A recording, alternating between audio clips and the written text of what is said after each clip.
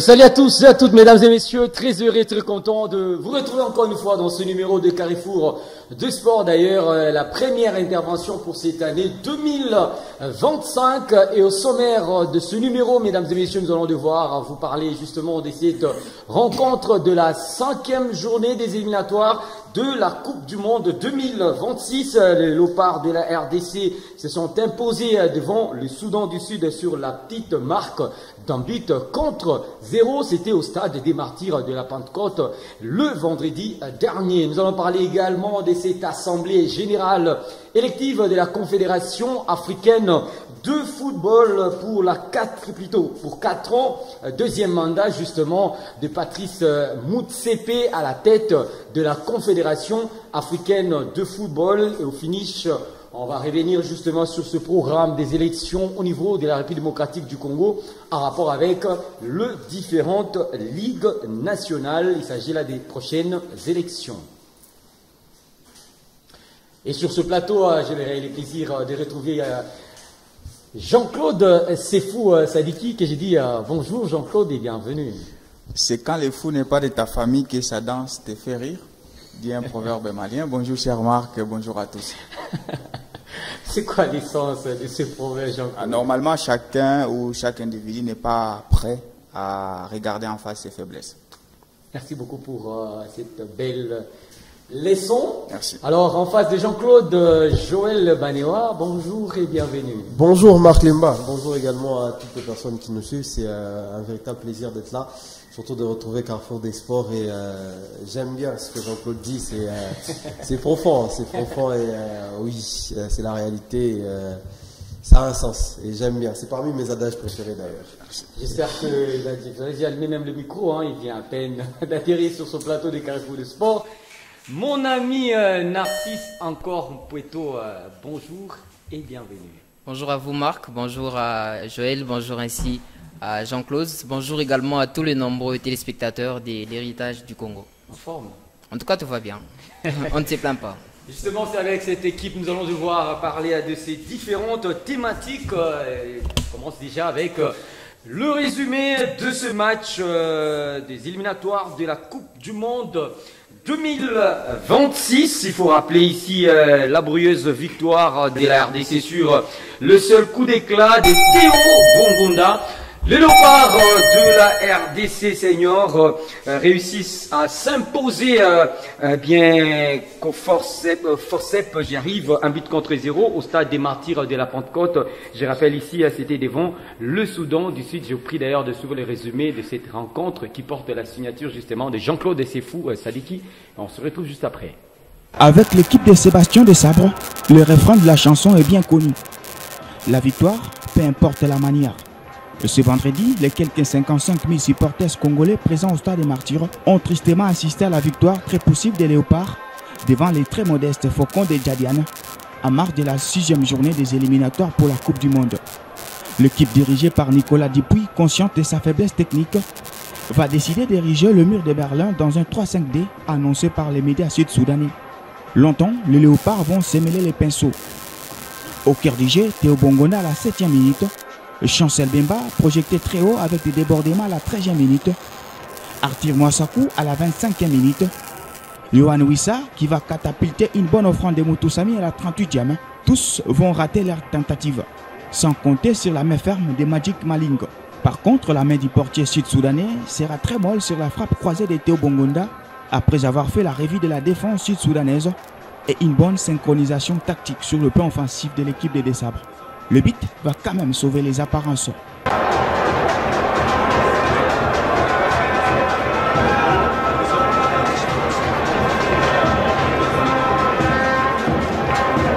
En seconde période, Des Sabres aura à cœur d'en finir avec les Faucons.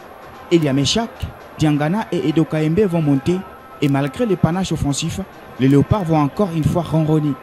Monté à la 80e minute, les revenants et les très attendus Cédric Bakambu va rater de signer son comeback en or sous le chapeau des roues 14 mois après. Les Léopards gagnent le match sans emballer personne et se déplaceront mardi à Nouakchott pour y jouer les Morabitoun pour le début de la manche retour. Jean-Claude Sefou Sadiki, laborieuse victoire des Léopards de la RDC grâce à ce coup de génie justement de Théo Bongonda. Il faut préciser aussi c'est après plus de 100 jours que la RDC vient de retrouver justement ce terrain dans ce cadre des éliminatoires de la Coupe du Monde 2026. Ouais, je vois l'émoi au fait provoqué par ce succès. Il y a tout le monde qui tombe sur des sabres lui reprochant le jeu. Ben, sauf que ça c'est méconnaître Sébastien Desabre, ça fait des mois, ça fait des années presque déjà qu'on dit Desabre c'est un coach efficace, c'est un coach qui ne compte que sur les résultats, peu importe la manière. La preuve c'est que regardez les matchs qu'il commence, il a déjà des récupérateurs d'obédience, parce que Piqué et Moutoussamy, c'est par exemple les récupérateurs dans un match où tu es face au Soudan du Sud. Il faut rappeler que le Soudan du Sud, c'est le basket, c'est la guerre. Le Soudan du Sud n'a rien à voir du football. Les niveaux techniques affichés par les Sud-Soudanais étaient tout simplement trop bas et tout son avis que Desabre n'a pas été ambitieux. Puisque avec une équipe qui, déjà les médias Sud-Soudanais annonçaient un 3-5-2, puisque c'était un 5-3-2, ça devait être justement un bloc de défensif. Moi, je pense que je suis Desabre. J'aimais un tout petit peu des animateurs qui vont porter vite les ballons vers l'avant, mais Desabre, il reste Desabre, il reste fidèle à lui-même. Voilà pourquoi c'était un jeu poussif et on devait remporter que grâce justement aux talents individuels. Ça fait quand même longtemps, même face au Togo, je crois, c'est encore un but tout simplement solo, un tout petit peu. Et donc pour moi, je ne suis pas surpris de voir que la RDC gagne sans pour autant emballer les Congolais, parce que Desabre vous a expliqué plusieurs fois et maintes fois en conférence de presse ce qu'il importe lui, c'est atteindre ses objectifs, et il ne peut pas atteindre les objectifs en vous produisant du beau football. Il peut les atteindre en gagnant des matchs comme il a fait, même s'il faut quand même reconnaître qu'en face il n'y avait rien et nous on n'a rien fait pour peut-être emballer le public et les passionnés du football. Il faut préciser, Joël Banewa, que cette victoire des Léopards de la RDC face aux Faucons du Soudan du Sud, ça donne encore une fois à la République démocratique du Congo cette chance de bousculer la tête de ce classement, dominé encore une fois par le Soudan. Nous rappelons que la RDC avait perdu en première manche de ses éliminatoires du côté du Soudan. Mais aujourd'hui, ça donne encore une fois de l'espoir d'espérer avoir aussi une place d'honneur dans ce groupe. Ouais, justement, parce que c'est 3 points. On peut beau analyser les jeux, on peut beau critiquer Sébastien Desabre. Au final, lui, là, c'est 3 points. Parce que là, à la sortie de ce match, on a comme l'impression que tout le monde oublie le résultat et se focalise sur les jeux. Ce qui est normal parce qu'en RDC, c'est un grand pays de football. On a connu une équipe de RDC qui joue magnifiquement au football avec des talents exceptionnels. Mais seulement que moi, dans ce match-là, c'est vrai que déjà à partir du 11 des départs, j'étais personnellement déçu parce que je me disais, mais en face, il y aura rien. Mais tu viens quand même avec 2 casseurs. Mais je me dis, c'est l'habitude de Sébastien Desabre. Moi, ce qui m'a frustré dans ce match-là, c'est quand même la qualité individuelle des joueurs offensifs. Parce qu'il faudrait dire la vérité, c'est pas comme s'ils n'ont pas eu les occasions. C'est pas comme s'ils n'ont pas eu l'opportunité de se créer des situations de but. Ils en ont eu, mais seulement qu'individuellement, les joueurs des Léopards hier, il y avait pas le niveau. Il y avait pas le niveau. Les opportunités que rate Wissa, Banza, peut-être avec un peu plus de lucidité qui devait mettre ce ballon au fond. Donc il y a eu plusieurs faiblesses pour moi offensives parce que défensivement il y avait rien à faire parce qu'en face on a une équipe incapable de faire 2 passes. Donc aujourd'hui la RDC ne s'est pas montrée dans son beau jour offensivement. J'ai pas envie de revenir sur ce qu'on a déjà dit maintes fois sur ce plateau parce que Sébastien Desabre ne va jamais nous offrir un beau jeu offensif, mais offensivement, individuellement hier, il y avait énormément des joueurs qui étaient en dessous de leur niveau. On ne comprend pas pourquoi, mais je me pose la question de savoir si réellement, avec cette équipe-là, avec ce 11-là, on va réellement pouvoir battre des nations comme le Sénégal parce que c'est vrai qu'on a fait un match nul au match aller, mais là la physionomie sera différente. Le Sénégal cherche aussi cette première place. On aura des matchs difficiles et c'est dans ce genre de match-là qu'on attend les grands joueurs et les grands attaquants qui mettent des buts en Europe qui sont incapables encore de le mettre là en équipe nationale.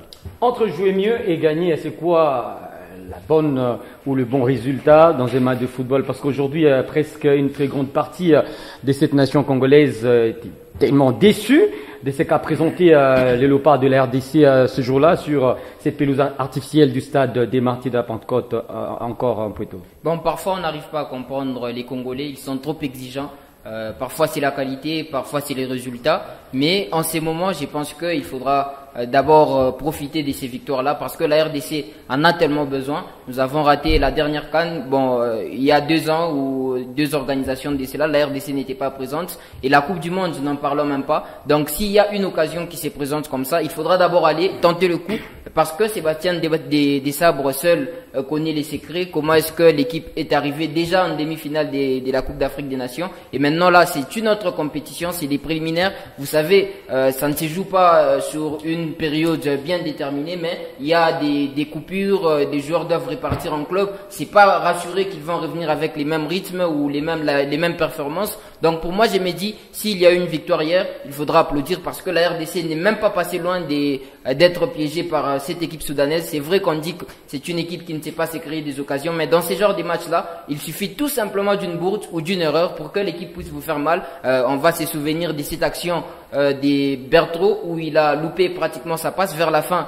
D'ailleurs, de ces matchs-là, ça pouvait coûter cher, mais heureusement que les défenseurs ont bien replié. Et même dans les dispositifs tactiques, lorsqu'on regarde cette équipe de la RDC, pour moi, c'est un 3-4-2-1 dont la RDC a évolué dans la journée d'hier. Bouchiri qui revient un peu dans l'axe de la défense. On voit que Sébastien Desabre tente des choses. Donc, il faudra laisser le temps. S'il est parvenu à gagner un match des préliminaires de la Coupe du Monde avec des joueurs qui viennent pour la première fois ou titularisés pour la première fois, pour moi, je me dis c'est bon. Et il faudra encaisser, prendre cette victoire-là. Le plus important, c'était les 3 points. Et maintenant, voir la suite de ces éliminatoires-là pour bien se stationner. Et lors de la conférence de presse d'après-match, Sébastien Desabre, le sélectionneur de l'OPA de la RDC, justifie la prestation de ce poulain sur ce match des éliminatoires de la Coupe du Monde 2026. Il est obligé de proposer ce nouveau système de jeu avec un Yannick Santra beaucoup plus comme d'habitude, Silas Katompa, mais également Yohan Wissa pour avoir plus de l'espace. On le suit et puis on revient juste après. Dans la gestion des matchs. Et je pense qu'il faut féliciter le gardien adverse, sincèrement, parce que je pense que sans une prestation de très haut niveau du gardien, on rentre avec 4 buts pour nous en première mi-temps et l'analyse est tout autre. Moi, en tout cas, ce que je note, c'est toujours sur un entraîneur, effectivement, on aime marquer plus de buts, mais c'est surtout là le nombre d'occasions qu'on se crée. C'est ça qui est important. Et on avait changé nos animations, on avait même changé le système de jeu aujourd'hui. On avait bien travaillé tactiquement toute la semaine pour apporter justement un peu plus de nombre en attaque, de recentrer un petit peu plus Wissa, d'avoir un joueur de couloir qui est capable de prendre la profondeur comme Silas, et un joueur de pied de l'autre côté dans le couloir qui est capable de déclencher certaines animations hautes. Donc voilà, aujourd'hui c'est une grande satisfaction parce que l'on prend 3 points, on prend pas de but, on a vu un système de jeu qui était efficace et ça donne quand même pas mal de possibilités pour les autres rencontres. Merci. Ce qui nous a motivés, c'est de mettre un plan de jeu pour gagner le match. C'est ça qui nous a motivés. Mais en fait, on sait ce qui s'est passé. C'est-à-dire qu'on a pris les 3 points sans prendre de but et on continue notre route. Et puis, c'est aussi d'avoir une équipe qui est capable à un moment donné d'avoir un autre système de jeu. On l'a vu, on a travaillé, on a été très bon sur la première mi-temps. Ça fait longtemps que dans le jeu, on n'a pas fait une mi-temps de ce niveau. En deuxième mi-temps, comme je l'ai dit, comme c'est un peu plus difficile, mais ça, il faut féliciter les joueurs parce qu'on joue sur un terrain synthétique, on essaye de proposer du jeu. C'est vrai qu'il y a... Jean-Claude, j'ai comme l'impression que la récente piqûre lors des éliminatoires de la Coupe d'Afrique des Nations, Maroc 2026, cette défaite face à l'Éthiopie, c'était une piqûre vraiment douloureuse et aujourd'hui, Desabre est obligé de tout chambouler en termes de système de jeu, l'animation sur le plan offensif, mais également aussi au niveau de la médiane. Pourquoi tant tellement ce match face au Soudan du Sud? Il est gratulé par la victoire, il n'a rien changé de plus. Par contre, moi je trouve qu'il a fait en sorte que Théo Bongonda et Silas se sont mêlés les pinceaux. Bongonda, il a une première occasion dans le côté de Silas. Les buts, il vient dans le couloir de Silas. Bongonda devait être dans le cœur du jeu, d'après son changement. Donc, aujourd'hui, il doit reconnaître que Bongonda, c'est vrai, il peut animer, mais c'est quand même quelqu'un qui a plus un penchant dans le couloir, puisque le but, il le décale, il l'excentre, et puis il croise sa frappe. Donc voilà, la première mi-temps dont il vante, c'est parce que l'équipe adverse nous a laissé le ballon. En ce moment-là, j'ai vu quand même des combinaisons entre Piqué et Mutusami. Ils ont porté le ballon et Bano l'a dit, on avait quand même quelques situations. Malheureusement, aujourd'hui, oui, ça, je ne sais pas s'il il est marabouté chaque fois qu'il a Kinshasa. C'est mon Vanza. Parce qu'ils avaient quand même quelques situations qu'il aurait dit transformer. Ils ont porté le ballon, c'est Piqué et Mutusami. Mais je pense qu'il a manqué un peu d'ambition. Moi, je ne peux pas concevoir quand même qu'on ait dans notre vestiaire un certain Mokaou et qu'il ne puisse pas démarrer un match comme celui-là. C'est un manque d'ambition. Et puis en seconde période, on a été un tout petit peu en difficulté, mais je trouve que c'est là où on a eu plus de débordements. Puisque quand il y a Elia qui est entré, je trouve que lui, il a été plus présent que Silas Kantompa. Donc les choix des hommes, et malheureusement des sabres, il est encore dans cet imaginaire collectif où on nous dit, ben ouais, c'est qui c'est Maëlé ainsi que Elia Meshak sont bons que quand ils rentrent. Mais il n'y a aucun joueur qui peut être construit comme ça, qui peut être bâti comme ça. Un joueur, il joue un match de football. Lui, il est dans ces imaginaires collectifs-là. Non, Elia est bon que quand il rentre. Mais moi, je trouve quand il est rentré, il a quand même été plus présent que Silas Kantompa. Mais qu'il puisse relativiser sa tactique, qu'il ne vante pas parce qu'en face, il n'y avait rien. On le dit, les Soudans d'ici, ça n'est rien du football.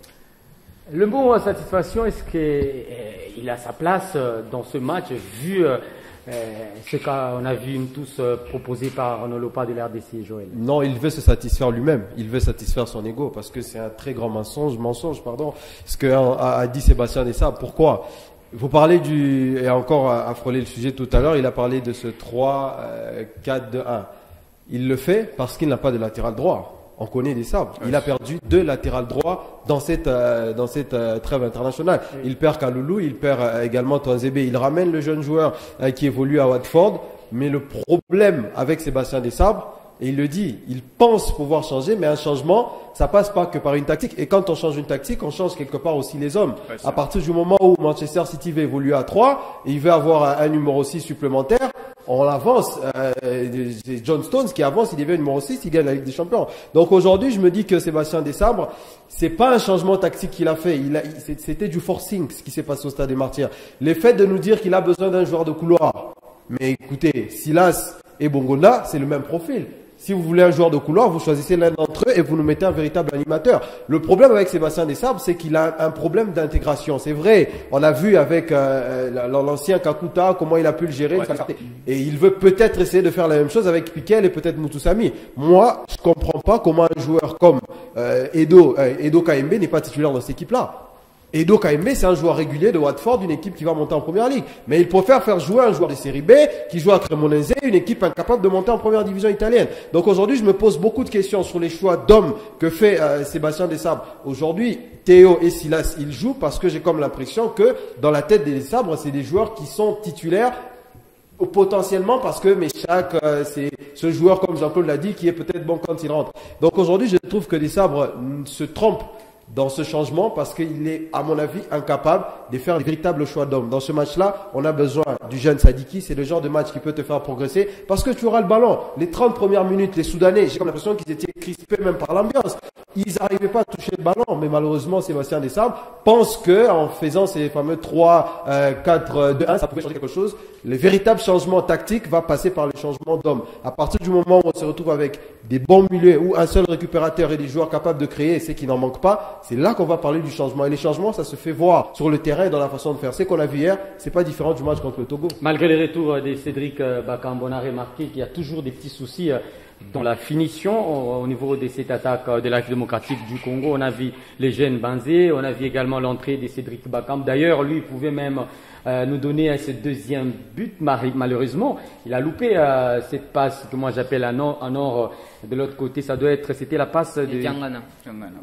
Oui, malheureusement, il a loupé à cette occasion de marquer le deuxième but de Léopard. Bon, avant de répondre à votre question, Marc, permettez que je puisse rebondir sur les discours de Joël ainsi que de Jean-Claude. Oui. Moi, je vois un peu plus les bons côtés de ce qu'a rapporté Sébastien Desabre. Là que je serais d'accord, c'est sur le choix des joueurs. Là, je suis très d'accord, mais on m'a appris quelque chose. Il faudra toujours respecter le choix d'un entraîneur. Lorsqu'il fait ces choix-là, c'est peut-être ce joueur qui ont bien donné durant les entraînements. Et surtout, la tactique, ça ne badine pas. Lorsque vous avez des joueurs qui font ce qu'on appelle l'indiscipline tactique, vous perdez par exemple un match. Mais dans ces genres de compétitions-là, vous avez besoin des joueurs matures, des joueurs qui vous montrent des bonnes performances et qui respectent scrupuleusement la tactique donnée. Et lorsqu'on regarde la tactique avec laquelle la RDC a évolué dans ces matchs face au Soudan du Sud, je me dis qu'il y a eu certaines absences qui l'ont poussé à varier, à mettre une autre tactique. Et ça fait aussi du bien. Lorsque j'entends les discours de Sébastien Desabre, je lui donne raison. Parce qu'une équipe ne doit pas être fondée seulement avec une seule tactique. C'est est presque incapable de gagner une compétition parce que le jour où vous êtes bloqué, vous ne savez pas passer, vous ne savez pas faire une autre tactique pour essayer de doubler ou trouver la faille dans l'équipe adverse. Pour moi, je me dis que ces choix-là, cet après-midi ou la journée d'hier, c'était très important de pouvoir changer. Maintenant, dans le choix, c'est là qu'on s'interroge et qu'il fallait mettre sur les côtés à la place de Silas Katumpa parce que sur ces rôles-là, il faudra faire ces pistons, comme on l'a toujours dit, jouer l'attaque-défense, être au même moment à la défense, au même moment à l'attaque et peut-être les meilleurs profils, ça devrait être Meshak Elia parce qu'on connaît sa vivacité, on connaît sa capacité de donner offensivement et surtout défensivement. Mais bon, les choix aussi, les profils de joueurs, parfois les entraîneurs ne se trompent pas. Quand vous prenez Meshak Elia, combien de matchs il a débuté avec la RDC et quels étaient les rendements? Mais quand il rentre, même avec son équipe actuelle des Nantes, vous sentez que quand il rentre, il parvient à marquer, il parvient quand même à faire des bons matchs. Donc pour moi, je me dis que ces choix-là ou ces matchs-là, il faudra toujours récompenser Sébastien Desabre parce que c'était pas facile. Une tactique, mettre en place dans un match de haut niveau comme ces matchs-là. Pour moi, je me dis que en tout cas, on parle quand même des préliminaires de la Coupe du Monde. On parle quand même des préliminaires de la Coupe du Monde. Beaucoup de respect pour l'équipe soudanaise. Même si sur le terrain, en tout cas, l'équipe soudanaise n'a rien montré. C'est une campagne éliminatoire pour une Coupe du Monde. Le Soudan du Sud, c'est 5 matchs, c'est 2 points. Vous parlez de quel haut niveau? Oui, les hauts niveaux, c'est les éliminatoires, mais c'était le même discours face à l'Éthiopie, même si c'est deux compétitions différentes et on a été battu au Stade des Martyrs. Je vous ai dit, le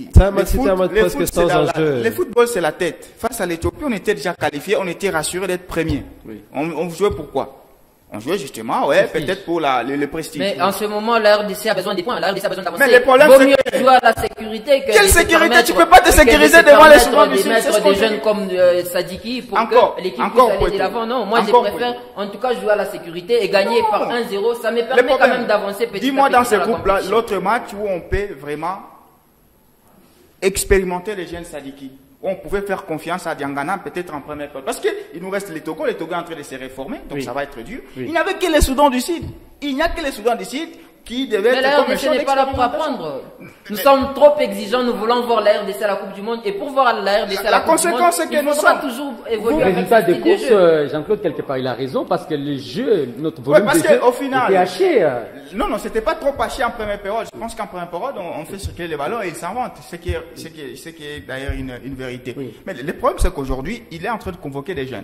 Et dans l'animation, nous ne sommes pas en manque. Dans l'animation, on a quand même des gens qui n'ont pas de l'expérience, Noah Sadiki, Diangana et les autres. Oui. Mais dans ce genre de match où vous savez, vous ne serez pas mis en difficulté. On savait, Desabre savait en préparant ce match-là que le Soudan du Sud ne va pas me mettre en difficulté. Et même l'entraîneur lui-même, il vient, il dit, je vais ériger mon bis, puisqu'il n'a pas l'intention de se qualifier, mais il évite de prendre des claques partout où il passe. Donc, tu mets un tout petit peu tes animateurs, c'est en ce moment-là où tu expérimentes comment Sadiki va se comporter avec cet deux récupérateurs, comment Sadiki va se projeter vers l'avant. Tu peux pas me mettre un ailier ici, tu me mets encore un ailier dans l'animation, conséquence des courses, les deux ailiers se retrouvent dans le même couloir et l'animation est vide. Donc, on peut certes parler de Simon Banza, mais ils trouvent quoi? Ils trouvent des situations offensives. Pourquoi? Parce que les ballons ne sont pas très bien portés. Même Maswako, pour moi, il ne fait pas un très grand match, même s'il est sur tous les ballons, mais il ne fait pas un grand match. C'était face au Soudan du Sud. Normalement, on devait avoir 11 léopards qui brillent sur le terrain. Il ne doit pas parler tactique à Sébastien Desabre. Moi, il parle de recentrer Wissa. Tu veux recentrer Wissa, fais un 4-4-2. Ouais. Il peut pas imaginer. Il a imaginé des choses que, à partir déjà de ses choix d'hommes, qui ne pouvaient pas devenir réels. C'est un entraîneur, un bon gestionnaire d'hommes, un bon gestionnaire d'humains, mais quand il faut parler tactique, il doit se calmer. Et puis il a peur de l'inconnu. Je vais rajouter quelque chose. Lorsqu'on parle tactique, souvent c'est difficile de briller individuellement. Joël l'a très bien signifié que certains joueurs offensivement n'ont pas brillé, mais dans la tactique, parfois vous devrez travailler pour l'équipe, pour les collectifs. Donc la RDC a brillé collectivement. Pour moi, la RDC a respecté la tactique donnée par Sébastien Desabre. Certains joueurs sont un peu coincés par les qualités individuelles et même les jeunes titularisés en tant qu'avant-centre. Non, Banza qui ne s'est pas retrouvé dans de bonnes conditions. Pourquoi? Parce qu'on parle beaucoup plus tactique. La tactique, ça s'explique. La tactique, ça se respecte. Ça ne joue pas en vadrouillage, ça ne joue pas n'importe comment. Et donc, il faudra respecter les zones. Chacun a une zone bien déterminée. Et voilà, on a certains joueurs. S'il existait un seul match, s'il existait un seul match où on devait faire briller tout le monde, c'était dans ces matchs-là. Je vous rappelle, les Soudan ici, c'est rien. C'est rien. Et même mais dans quel match la RDC pouvait tenter une autre tactique? Peut-être l'Éthiopie. Il l'a fait Peut-être, d'ailleurs. Ouais, c'est ça. Dans ce match-là, il fallait faire briller tout le monde. Il ne l'a pas fait. La résultat, c'est que tout le monde est... On n'est pas déçu parce qu'on n'a pas produit un beau football. Oui. Face au Sénégal, on fait ça, on gagne 1-0, on est satisfait. Mais on est déçu parce qu'en face, il n'y avait rien. En face, il y avait plus de 5 défenseurs. Il y avait encore 3 autres milieux défensifs. Ça veut dire... Et puis, c'est qu'il n'y avait pas de professionnels dans cette équipe du Soudan du Sud. On a un championnat en carton, donc on joue face aux locaux. Face à 11 des professionnels de la République démocratique du Congo. Aujourd'hui, on est top 3 au niveau continental. Donc, ça veut dire qu'on doit se faire respecter dans le jeu. Ça veut dire que Nicolas Dubois, les sélectionneurs du Swansea, devaient transpirer. Il n'a pas eu l'air de transpirer. Nous allons jeter un coup d'œil, mesdames et messieurs, sur ce classement partiel de ce groupe. Il faut préciser ici que les hommes de Sébastien Desabre occupent provisoirement la 2e place du groupe B. Avec 10 points, on va nous proposer d'ailleurs ce tableau, 10 points en 5 sorties, dont 3 victoires et un nul, une défaite pour 5 buts marqués et des buts encaissés. Prochain adversaire lors de la 6e journée, la Mauritanie pour les débuts de la manche retour. Ce sera le mardi 25 mars 2025 à Nouakchott à 22h heure de Kinshasa, donc 23h heure de Lubumbashi. Parlons à présent, mesdames et messieurs, de cette assemblée générale extraordinaire élective de la Confédération africaine de football, CAF en sigle. À la tête de la CAF depuis 2021, Motsepe, le docteur, a été élu par acclamation, étant le seul candidat au poste. Son nouveau mandat court jusqu'en 2029.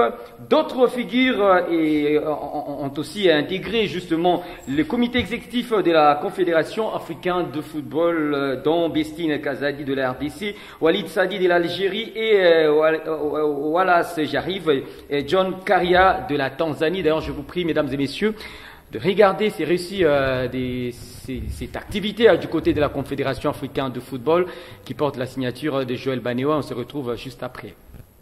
Bestine Kazadi Ditabala a été élu membre du comité exécutif de la Confédération africaine de football, CAF en sigle, en qualité de 5e vice-présidente lors de l'Assemblée générale extraordinaire et élective de l'instance fêtière du football continental tenue au Caire en Égypte. Cette nomination représente une excellente nouvelle pour l'ensemble du football congolais et une véritable satisfaction pour les acteurs qui œuvrent dans ces secteurs. Ancienne présidente de l'AS Vita Club de Kinshasa, elle aura désormais l'opportunité de proposer sa vision pour le développement du football africain et de défendre les intérêts de la RDC au sein de l'instance continentale. Depuis son départ de la formation quinoise, le club a connu divers changements, notamment avec l'arrivée du comité dirigé par Amadou Diaby qui a introduit des partenaires turcs ayant injecté d'importants fonds pour assurer son fonctionnement. Désormais investi d'une grande responsabilité, Bestine Kazadi devra user de son expérience et de son influence pour contribuer à l'évolution du football africain en ayant un accent particulier sur le football féminin. Son élection est aperçue comme une victoire pour le sport congolais et l'ensemble de l'opinion publique sportive nationale suivra de près son action au sein de la CAF. Valeurs marchandes à prendre en considération lors des négociations. Jean-Claude, c'est une bonne proposition pour les dirigeants congolais, la présence de Bestine Kazadi au sein de ce comité exécutif de la Confédération africaine de football. Bien sûr, avant elle, il y avait Constant Omar et justement c'est le secrétaire exécutif de la Confédération, M. Véron. Ouais. Pourrions-nous espérer quelque chose de positif avec la dame? Le problème, c'est que nous avons une mauvaise expérience. Vous avez parlé de Constant Omar, c'était l'un des hommes puissants au niveau du football continental et je ne crois pas que son passage ait aidé la République démocratique du Congo à quelque chose. C'était par moments des fulgurances internes parce que quand Mazembe gagnait son aura, c'est pas grâce à Constant Marie et le Léopard s'est démené d'ailleurs. Mais avec sa présence, puisqu'elle a quand même géré un grand club en République démocratique du Congo, je pense qu'elle sait comment les joueurs font pour mouiller le maillot, elle sait les besoins et elle sait quand il y aura des contraintes de la CAF, comment les marier avec les réalités du football congolais parce que c'est très important. Il y a des normes qui arrivent via la CAF et qui ne rencontrent pas vraiment les réalités de notre football. Peut-être dans ce sens, elle a porté cette voie-là. Moi, je crois qu'elle connaît les réalités, qu'elle sait qu'il y a des subventions qui arrivent au niveau de l'Africofa. Elle peut en ce moment-là aussi peut-être être aussi syndicaliste pour les sportifs puisque quand les instances au niveau national gagne quelques subventions, souvent l'utilisation de cet argent est faite de manière tout simplement kamikaze. Et donc, si elle est au carrefour, en tant qu'ancien gestionnaire d'une équipe, elle peut vraiment faire ces rôles-là syndicalistes de nos sportifs. Pour moi, c'est comme ça que je vois. Et puis, personnellement, si elle rêve, puisque après avoir dirigé les Vita Club, si tu n'as pas dirigé la FECOFA et directement te retrouves dans les couloirs de la CAF, eh bien, s'il y a un rêve quelconque, personnellement, de diriger un jour le football continental, eh bien, la RDC ne peut que soutenir, puisque ça ne sera qu'une ambassadrice de plus. Dans la foulée, il y a eu quelqu'un qui a forcé les verrous, c'est Samuel Eto'o-Fils. Malgré sa candidature avait connu des petits soucis administratifs, mais l'État a décidé que ce dernier puisse au moins placer aussi son nez dans les affaires du docteur Motsepe, parce que Motsepe ne voulait pas de Samuel Eto'o-Fils, pour dire vrai. Ben, quand on parle d'ambition, moi dans le football, j'associe tout de suite Samuel Eto'o, parce que lui il est clair dans ses dires, c'est-à-dire que Samuel Eto'o un jour il veut diriger le football africain. Donc Eto'o il est peut-être parti de la mauvaise approche, parce que lui voulait tout de suite se confronter aux dirigeants qui étaient en place, mais malheureusement on sait qu'en Afrique ça se passe pas comme ça, et il a peut-être compris avec l'expérience, l'effet de diriger aussi la FECA Foot fait en sorte qu'il apprend avec certaines réalités. Il s'est rapproché du docteur Motsepe, on a vu les images avant l'élection, ils ont discuté, ils ont échangé, certainement ça a ouvert la voie pour que Samuel Eto'o puisse justement intégrer ces comités exécutifs de la CAF, et je pense que petit à petit c'est quelqu'un qui est en train de gravir les échelons. Après, est-ce que Samuel Eto'o sera forcément un bon dirigeant pour le football africain? On ne sait pas encore, on se pose cette question, et je pense surtout que son vécu en tant que footballeur, et surtout ce côté panafricain qu'il démontre depuis l'arrêt de sa carrière, même pendant sa carrière d'ailleurs, ça va faire en sorte qu'on aura quelqu'un sur qui se fier, parce que le football africain a déjà des problèmes internes, mais le football africain doit aussi, dans les années à venir, s'imposer sur le monde, s'imposer sur ce qui se passe avec les autres, en concurrence avec les autres continents. Mais pour rebondir sur Bestine Kazadi, il est important, et c'est d'ailleurs une fierté de voir un Congolais ou une Congolaise arriver encore dans ce comité exécutif. Et pour moi, je pense que ce que Jean-Claude a dit est aussi juste, mais il y a aussi le côté football féminin. Il faudrait pas l'oublier, c'est une dame, et il y a aussi ce secteur-là qui est en train d'être développé en Afrique. La Confédération africaine de football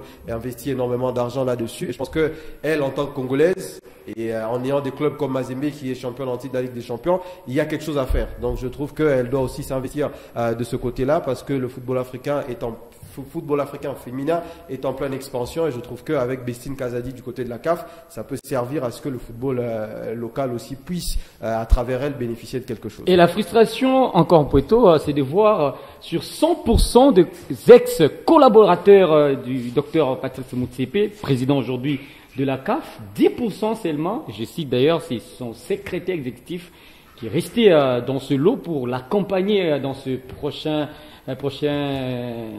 mandat, voulais-je dire. Bon, ça ne m'étonne pas trop, parce que l'équipe qui a dirigé déjà les derniers mandats, on a vu comment est-ce que l'équipe a su faire. La seule exception où la seule chose qu'ils ont rapporté, c'était l'African Football League, qui n'a pu résister dans la suite déjà. Donc je pense qu'il faudra toujours laisser le temps et voir qu'est-ce que ça peut donner, parce qu'à chaque fois qu'il y a un président, on sait comment ça se passe. Il essaye de promouvoir beaucoup plus son pays, sa nation, ainsi de suite. Et surtout lui qui a une équipe qui est Mamelodi Sundowns. Donc pour moi, j'aime pas trop rentrer dans l'administration, je préfère rester sur le terrain, parce que l'administration souvent c'est des choses qui sont bien complotées, et ça évolue de cette manière. Mais Banéo nous amène dans l'administration, le parcours du docteur Motsepe, c'est dans cet élément. Et on revient pour boucler avec ce numéro de Carrefour des Sports. Patrice Motsepe a été reconduit à la présidence de la Confédération africaine de football CAF en sigle pour un second mandat sans la moindre opposition. Une élection sans suspense qui pose la question du bilan du milliardaire sud-africain et des défis qui l'attendent pour les 4 prochaines années. Depuis son arrivée en 2021, Patrice Motsepe a axé sa stratégie sur le redressement financier de la CAF. Sous sa direction, l'instance africaine a signé de nouveaux contrats de sponsoring, notamment pour la Coupe d'Afrique des Nations 2023 en Côte d'Ivoire. Une réussite économique qui a permis de doubler les subventions accordées aux fédérations membres et de réduire considérablement la dette de l'organisation. L'un des points positifs de son mandat reste également la montée en puissance de la CAN, dont l'édition ivoirienne a connu un succès populaire et médiatique sans précédent. Mais tout n'a pas été parfait. La gestion des compétitions secondaires comme le championnat d'Afrique des Nations CHAN a été marquée par des reports tardifs et un manque de clarté organisationnelle. Une situation qui a nourri les critiques sur la gouvernance de la CAF, où certains estiment que Patrice Motsepe manque d'implication directe dans les affaires courantes, laissant trop de pouvoir à son entourage. Autre point d'interrogation, l'absence totale des véritables oppositions lors de sa réélection 2025. Si cela témoigne d'un certain consensus autour de sa gestion, cela interroge aussi sur la vitalité de la démocratie dans l'instance africaine de football. Avec un nouveau mandat de 4 ans, Patrice Motsepe devra désormais prouver qu'il peut aller au-delà des succès économiques et structurer plus solidement l'organisation du football africain. Parmi ses priorités, on peut retrouver l'amélioration de la gestion des compétitions, le renforcement de la transparence et le positionnement de l'Afrique comme un acteur majeur du football mondial. Si son premier mandat a permis de stabiliser financièrement la CAF, son défi sera désormais de moderniser en profondeur l'institution pour éviter qu'elle ne retombe dans ses travers du passé. And the provision of skills and expertise. Retour dans la gestion, avant ce mandat, que Motsepe va devoir diriger la Confédération africaine de football. Jean-Claude, combien sur 10 déjà en rapport avec la gestion de cette confédération? 6,5 pour moi. 6,5, pourquoi? Déjà, il prend la CAF au coin de la rue, demain Ahmad, je crois, il est sanctionné avec Consomar et tout, la mégestion, surtout sur le plan financier et tout. Mais il a doublé les subventions des fédérations, Joël l'a dit dans son papier, et même les clubs qui participent, je crois, ils reçoivent maintenant, c'est plus de 50 000 $. Donc il a encore ajouté quelque chose. C'est ça le foot c'est l'argent. Et puis il a martelé sur les normes des stades, les stades aujourd'hui qui sont homologués et autres. Il a continué à perfectionner un tout petit peu cette norme-là parce qu'elle vise à professionnaliser un tout petit peu nos infrastructures. Eh bien, il y a des fédérations qui sont bonnes élèves, comme la fédération mauritanienne. Quand vous y allez, elle collabore franchement avec la CAF et ça professionnalise un tout petit peu leurs infrastructures. Donc voilà, il n'a pas tout bien fait. Il a tenté l'African Football League qui pour moi est une idée ingénieuse puisque la première édition, il a quand même apporté beaucoup de mango, des Mando TP Mazembe. Ils ont réussi un très très bon paquet. Donc je pense aujourd'hui, il a tenté, mais c'est qu'il n'a pas réussi à récidiver parce que les partenaires financiers n'a pas accompagné. Pourquoi? Parce qu'il y avait beaucoup de problèmes lors de la première édition. Donc, je pense que c'est quand même un homme d'affaires et il réfléchit à argent, il réfléchit à faire et le football avec affaires, ça marche. Je pense qu'il a tout mon soutien pour ce second mandat. Joël, satisfait de ce mandat? Largement, parce que déjà la note c'est 8 sur 10 parce que c'est un homme d'affaires qui arrive dans le football, il est déjà milliardaire. Et quand il arrive, il a une idée sur comment le business fonctionne et il a su parfaitement associer le football au business. Et comme Jean-Claude le disait, aujourd'hui, le football, c'est de l'argent, c'est le business, tout est rentable. Et la CAN à la Côte d'Ivoire, pour moi, c'était le symbole de la réussite de Patrice Motsepe parce que cette CAN-là, non seulement en termes de visibilité, mais en termes d'argent, c'est la CAN la mieux organisée. Et les clubs ou les nations qui ont participé, ils ont touché un quota, même la RDC a touché une somme considérable. Donc aujourd'hui, il arrive aussi dans une période où le football est en train de prendre une nouvelle dimension. Et heureusement pour l'Afrique, il y a Motsepe. Je pense qu'avec cette évolution du football business, si on aurait mis quelqu'un qui ne comprenait pas ce système-là, l'Afrique allait encore traîner les pas. Et grâce à Motsepe aujourd'hui, l'Afrique n'a presque pas beaucoup de retard. Et aujourd'hui, quand on parle même des stades, c'est une évolution sérieuse parce qu'avant en Afrique, on n'avait pas ça. Et aujourd'hui, même quand les petites nations sont performantes, c'est parce que quelque part, les joueurs de foot vous le diront. Quand les conditions de préparation sont adéquates, ça fait en sorte que les performances aussi puissent évoluer. Et je pense que Motsepe n'est pas pour rien dans cette histoire-là. C'est un président encouragé, il n'a pas tout bien fait, il a quand même des défauts, mais sur ce qu'il a fait, il y a beaucoup à dire sur le plan positif. Encore. Pour moi, 6 sur 10 parce que il doit rectifier. Pour moi, je ne suis pas pour l'African Football League. Je ne sais pas pourquoi cette compétition existe. Il fallait tout simplement essayer de revaloriser beaucoup plus la Ligue des Champions parce que c'est la seule compétition africaine qui doit avoir beaucoup de suivis et beaucoup de sponsors pour que cette compétition-ci puisse prendre l'ampleur. À chaque fois qu'on sait qu'il y a une équipe qui se qualifie dans chaque pays, il va aller représenter son pays dans cette compétition et recevoir un peu plus beaucoup d'argent et aussi essayer d'arranger la visibilité de toutes ces compétitions-là. Je pense que ça va permettre déjà à la Coupe d'Afrique des Nations et même au comité dirigeant de Patrice Motsepe de bien s'installer dans ses prochains mandats. Ah oui, mesdames et messieurs, nous allons nous arrêter par ici, en rapport avec cette intervention des Carrefour de sport.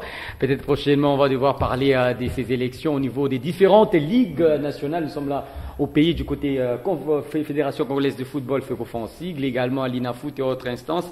Merci à vous, Jean-Claude Sefou Sadiki. Tous mes sentiments sportifs à vous trois et à tous ceux qui nous ont suivis. Merci également à vous, Joël Baniwa. Merci à vous et bon week-end à tout le monde. Merci à vous encore. Merci à vous, Marc. Merci également à tous. Merci également à Prince Moutoka. Le master, il était au Four au Moulin en rapport avec la préparation de ce numéro des Carrefour du Sport. J'ai dit également merci à Herman, également à Dan. Pourquoi pas la grande équipe derrière ce numéro. Nous allons nous retrouver, mesdames et messieurs. Ça sera déjà le samedi prochain, mais à ne pas rater déjà ce mardi cette rencontre de la 6e journée du côté Nouakchott entre la Mauritanie et les Léopards de la République démocratique du Congo. Je rappelle ici, match comptant pour la Coupe du Monde 2026. Au revoir et à la prochaine.